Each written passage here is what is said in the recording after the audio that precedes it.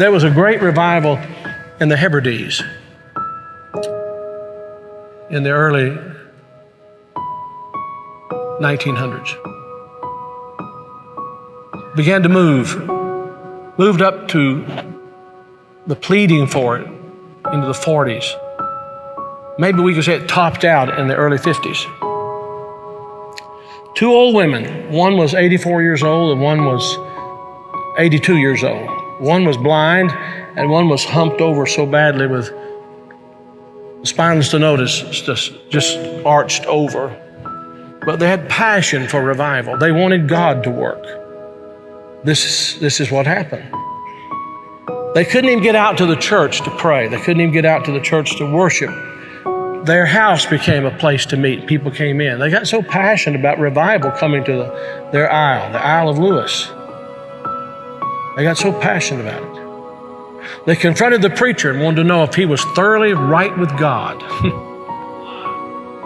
And they prayed and prayed and prayed. And they'd seen the Lord, they said, with the church filled up and God blessing, a great overflow. And the fire of God struck that tiny little obscure place off the coast of Scotland. And when it happened, there was a young teenage boy that got saved in it. His name was Donald. And the preacher became so dependent upon Donald and so close to Donald, he would ask him to lead in public prayers and help him with the meetings, and he did. Oh, how God worked. People began to hear about it, and the revival fire spread. It spread. And God blessed in a great way. Those two old women, the kind of people don't want in a church anymore.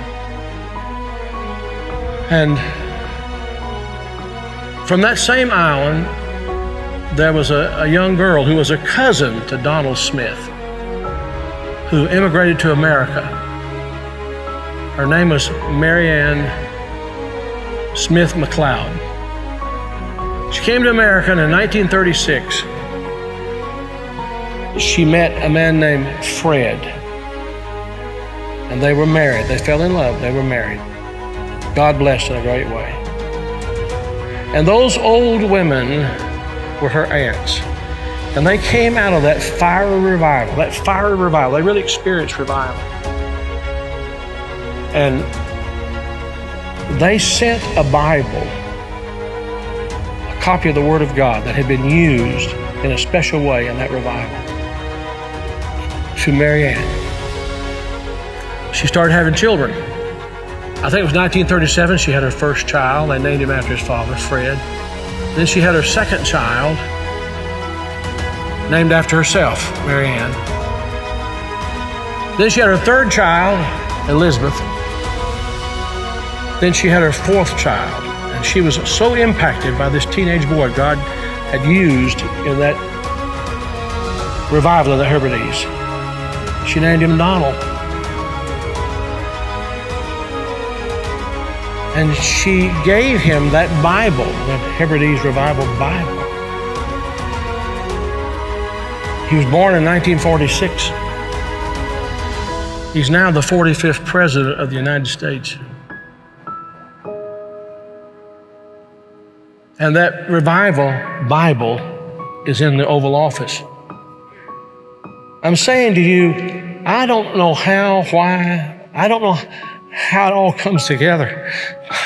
But I believe God is putting some things together to give us just a window.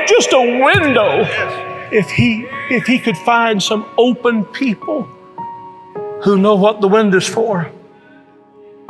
Can this be the time the window's open? Providentially, God has prepared the moment, and we will become the people of prayer, pleading with God. This is a plea. Will thou not revive us again? Will you be a part of that? Will you?